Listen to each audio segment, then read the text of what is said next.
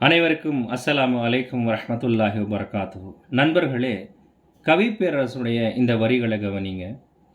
இருக்கும் நாட்களை இரட்டிப்பாக்கு, சூரியன் நிலவு இரண்டிலும் விழித்திரு, படுக்கையை போட்டு துயில் கொள்ளாதே, துயில் வரும்போது படுக்கையை போடு.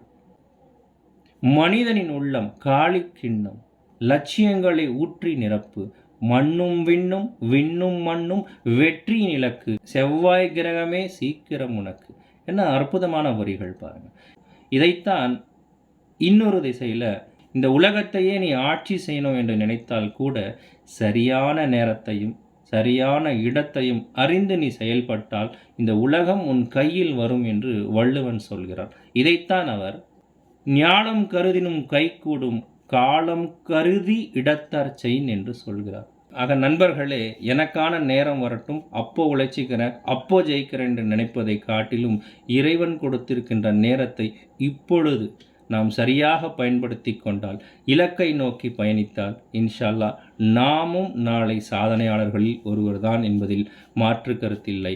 ஆக வாழ்வோம், வளர்வோம், வெல்வோம், நம் வெற்றியை இந்த சமுதாயத்திற்கு பரிசாய் கொடுப்போம். இன்ஷா அல்லாஹ் மீண்டும் சந்திப்போம். நன்றி. அஸ்ஸலாமு அலைக்கும் வரஹ்மத்துல்லாஹி வபரகாத்துஹு.